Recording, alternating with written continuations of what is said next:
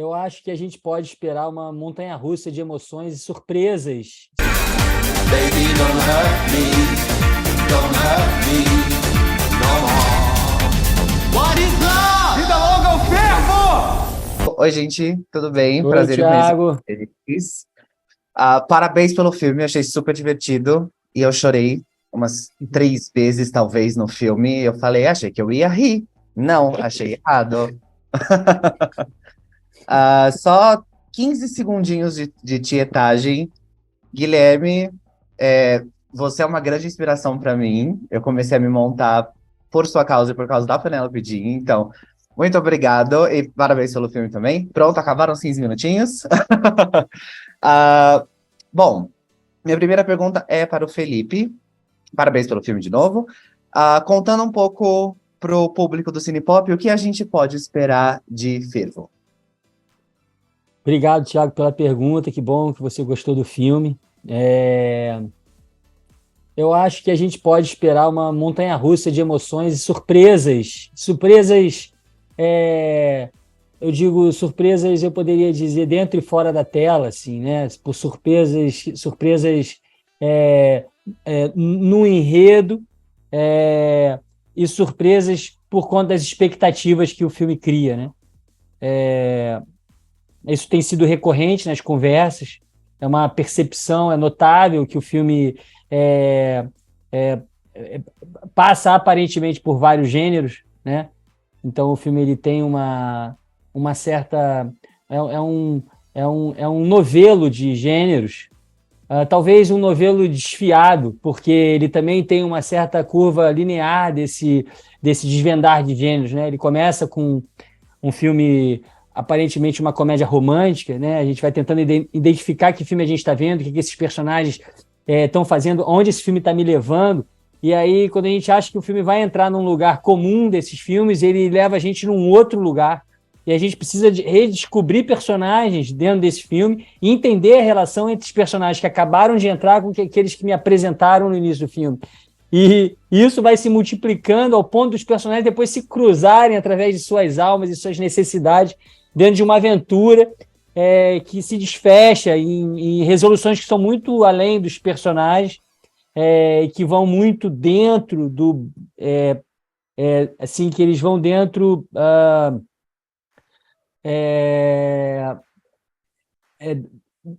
das histórias, eu digo... como é que se diz? Pré-concebidas desses próprios atores, personagens, no caso. Então, existe muita coisa por trás disso, por trás de todos esses personagens. Eu acho que é isso que vai se desvendando ao longo do filme. Então, acho que o que a gente pode esperar desse filme é isso, são surpresas e surpresas e personagens. É isso. E são várias reviravoltas, né? Porque antes de chegar lá no finalzinho, não dá nada certo. E eu tava começando a ficar muito bravo, porque eu ficava assim, meu Deus, não é possível que não vai dar certo no final. Não é possível. Então tem várias reviravoltas também para esperar. E minha próxima pergunta é pro Guilherme. E pro pessoal que tá assistindo a entrevista, Guilherme também é a icônica Rita Von Hunt. Você é formado em artes cênicas, correto? E esse é o seu primeiro grande papel, não é? Me corrija se eu estiver errado, tá? Eu queria saber como foi para você participar da sua primeira grande produção nacional e como você se sentiu podendo interpretar a Monange Manhattan, claro, e trazendo todas as suas referências como drag queen. Olha, Thiago, é uma pergunta muito generosa sua. Vou tentar respondê-la de forma abreviada por causa do nosso tempo, né? Mas é uma pergunta que poderíamos discorrer bastante. Eu acho que eu recebi um presente muito generoso de uma série de pessoas, né? Quando eu fui convidado para fazer o teste, quando esse filme estava sendo matutado na pré-produção, quando me perguntavam muitas coisas sobre a cena drag, sobre a cultura, né, a caracterização da Monange, foi uma pesquisa conjunta, né, da equipe de caracterização e maquiagem, e eu participei das reuniões, e eu ia mostrando as drags icônicas dos anos 90, a Monange Manhattan, ela é uma referência à Verônica, que foi talvez a maior drag queen que a gente teve no Brasil nos anos 90, 2000. Então, o Fervo, ele é para mim um presente.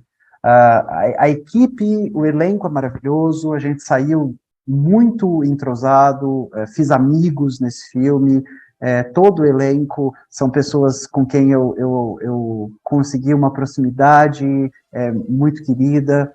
A direção do Felipe foi cuidadosa, foi acolhedora, a gente fez uma jornada maravilhosa, né? E também tem essas coisas, a gente falou um pouco disso nas outras entrevistas, assim, que a minha estreia é do lado da Rosi Campos, sabe? A minha estreia tem a Joana Fon, eu tô lá batendo papo com ela atrás da câmera, a gente grava junto. A minha estreia, eu danço abraçado com a Sueli Franco. A minha estreia, eu sou filho do Tunico Pereira, sabe? Não, isso não existe. Então, é uma generosidade, uma confluência maravilhosa, uma história linda, um trabalho muito grandioso, e eu saio assim dessa experiência tendo certeza que Deus ama comunista, porque olha... Perfeito, perfeito. A minha próxima pergunta é para Georgiana. É um prazer falar com você, você tem uma longa carreira, já te vi em várias coisas. E também me corrija se eu estiver errado, o seu último filme foi Doidas e Santas, em 2017, correto? Foi. Eu queria saber o que... Nossa, gente, porque tanta coisa aconteceu de 2017 para cá. Com certeza. 2 vidas. Sim. Eu não lembraria o que eu comi faz, 3, 4 horas, eu super entendo. Eu queria saber o que fez você se apaixonar pela história e o que fez você querer participar do filme. Ai, Tiago, obrigada pela pergunta e pelos elogios. Então, acho que, primeiro de tudo, eu vinha de uma longa parceria já com o Felipe Joffre, né, no Tá No Ar. A gente tinha trabalhado 6 anos junto e eu, já era muito fã dele ali e trabalhando mais ainda, assim. Então, já tinha de cara essa confiança que foi construída e que continua nele, assim. Então, quando ele me chamou, eu lembro que um dia ele comentou, ainda antes de me convidar para o filme, eu falei, o que você vai trabalhar? Ele falou, cara, eu vou fazer um filme de terror com fantasma gay para Disney. Aí eu falei, caraca, mano, que mix é esse? E quando ele me convidou, eu falei, que legal! Então, assim, eu acho que primeiro o que me encanta primeiro foi o convite de um profissional, amigo que eu super admiro e que eu tenho muita confiança e que, para onde ele me chamar, eu vou.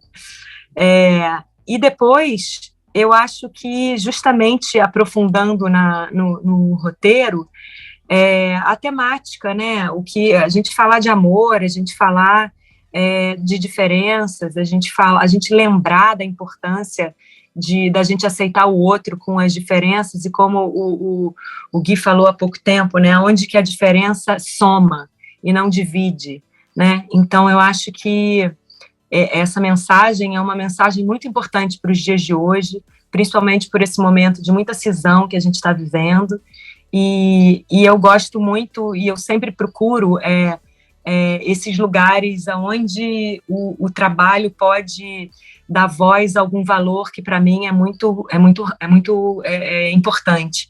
Então eu acho que esse lugar do respeito, o lugar do amor, e também, como eu tenho falado aqui em outras entrevistas, a resistência, né? A resistência da gente ser quem a gente é, das lutas, dos nossos valores, a resistência do cinema, a resistência da cultura no país, a resistência de acreditar num trabalho coletivo, como é o cinema, né, em que tudo é importante para que aquele negócio funcione, desde o cara que só puxa o cabo até né, o protagonista passando por quem vai finalizar. Então, eu tenho muito orgulho de poder fazer parte de mais uma retomada aí do cinema brasileiro, depois de tanta lama que a gente passou nos últimos 4 anos, que na verdade foram mais do que 4, né, se a gente for pensar. Exatamente, exatamente. Concordo com absolutamente tudo que você falou. E quando eu recebi o convite para assistir o filme e entrevistar vocês, eu dei uma olhada na sinopse, claro, né, antes de assistir. E quando eu vi, eu falei assim, gente, Mansão Assombrada para gays. E tem drag queens. É o meu filme. Fizeram tudo o que eu mais queria na vida. E por isso que foi super divertido e super importante. Porque a gente vê a relação da Monange com os pais, a gente vê a própria relação da Marina, né, com o marido dela, que vai passando por altos e baixos. Então foi incrível e tem uma dosagem de drama e comédia e um pouquinho de suspense perfeita. E a próxima pergunta, eu vou voltar para o Felipe agora.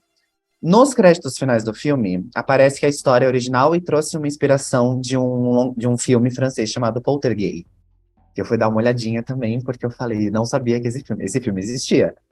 E eu queria saber quais outras produções te inspiraram para poder comandar o longa. Então, eu preferi evitar, assim, buscar muitas referências de conteúdo, e sim observar muito mais as questões imagéticas desses filmes, principalmente os filmes de terror, assim. Mas eu, por incrível que pareça, um filme um pouco fora da curva, mas que talvez eu falando vocês possam identificar como uma referência, eu acho que talvez a Georgiana se lembre disso.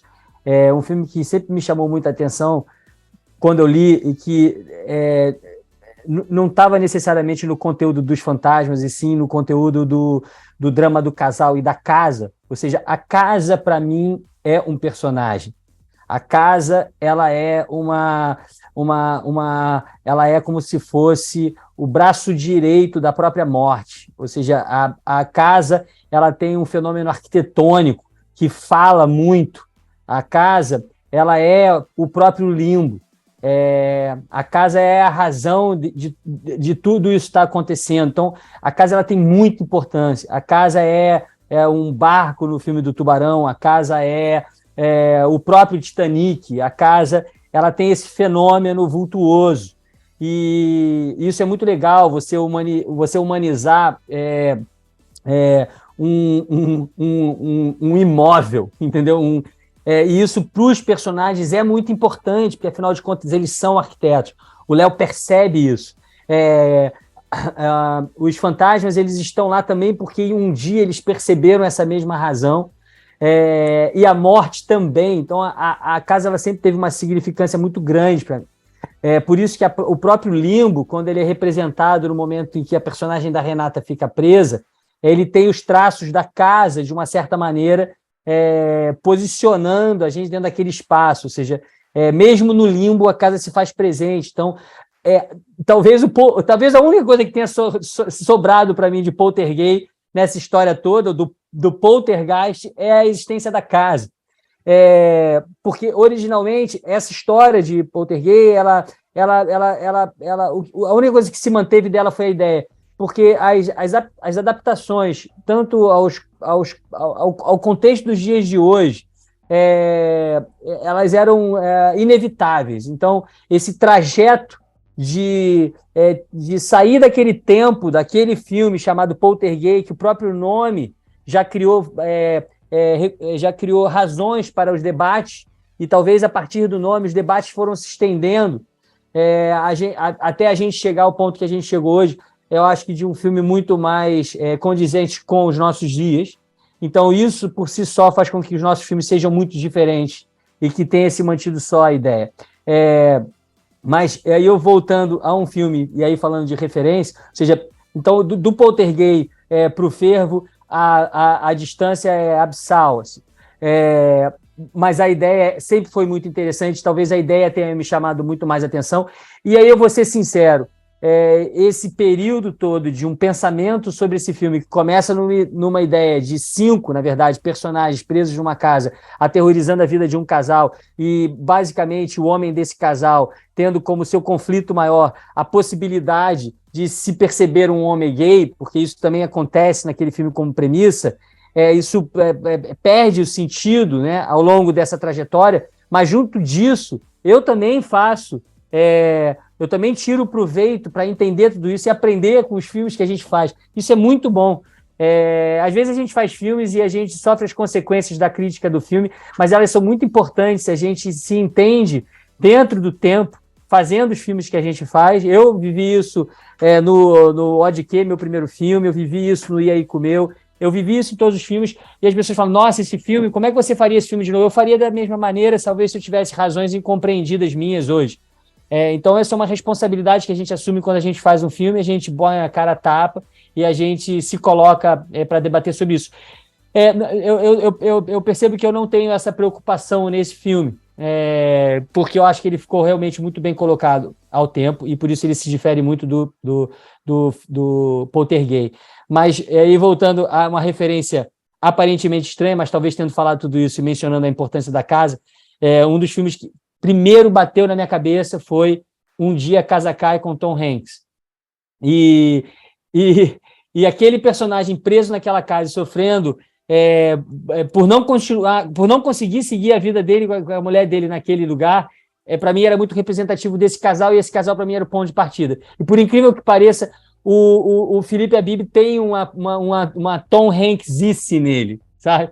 E isso é gostoso de ver também. Como é que pode, né, eu ter pensado nesse filme que parece não ter nada a ver, ter fechado com um ator que tem muito a ver com o outro, e aí talvez a gente tenha conversado sobre isso também, e alguma impressão a gente deixou nesse lugar também. Então, é curioso, mas Um Dia a Casa Cai é um filme que me chamou logo de início, falou, pô, vem aqui me dar uma olhada que eu tenho alguma coisa a ver contigo.